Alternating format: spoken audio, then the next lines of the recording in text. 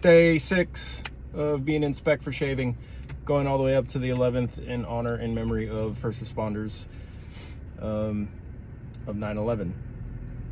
A lot of people don't realize how annoying, at the very least, to shave every day, wake up and shave, and remember to shave, to stay within spec for respirators and all the stuff that even to be within spec for your uniform.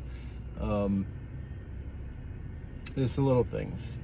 Anyways, I want to thank all the first responders that have been involved in my life. A little different format today because I am locked in and out of my apartment, and I'll tell you why in a minute. All right, and I'm running low on memory on my phone. So thank you to all the first responders. This is day 6 of me staying in spec, and it's a simple thing, but it's the little things that matter sometimes the most.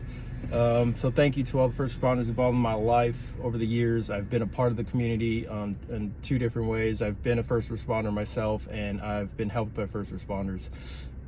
More recently, in particular, 2019, while I was getting treated at the VA for concussions and PTSD, I was having drastic side effects with my meds, and I reported it to the hospital staff.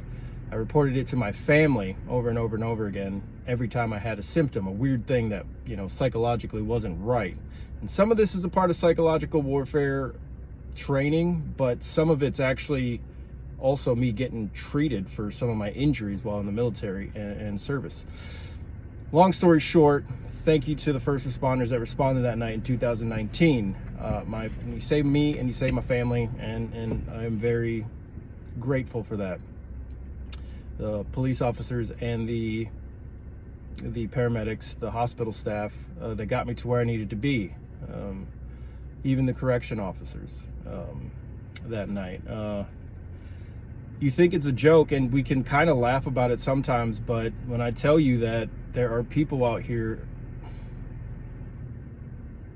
we're one big community, and we all understand the dangers of what we're doing in order to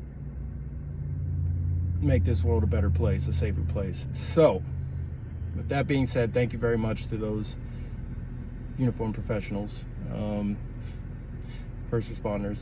Sorry, some of my stuff sounds a little cheesy. Anyways, day 6 of being in spec for shaving, respirators.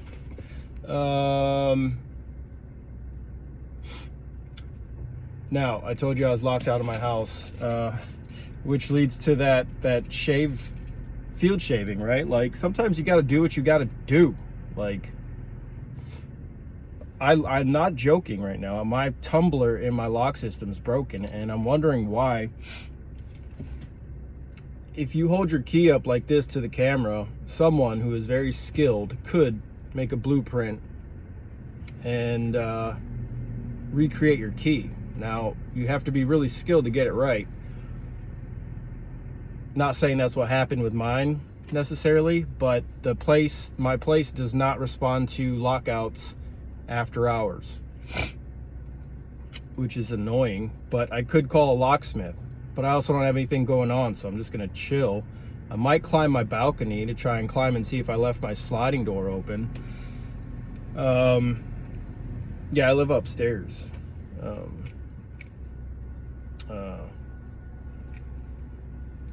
Do not try and break into my house. It's not an invitation. Long story short, again, I was wondering why they sent out a community email weeks ago. There was a lady who had to relieve herself in front of a neighbor's house, and it got caught on Ring camera. I'm not going to say specifics, but they sent out a community email saying this is not tolerable. It's not, which we all agree that is indecent. But you kind of sympathize, like maybe she was locked out of her place in this, you know what I mean? I don't know. I don't have enough details of that story, but there's some sympathy there now that my tumbler in my lock is broken. And I might have to just kick the door in. I don't know.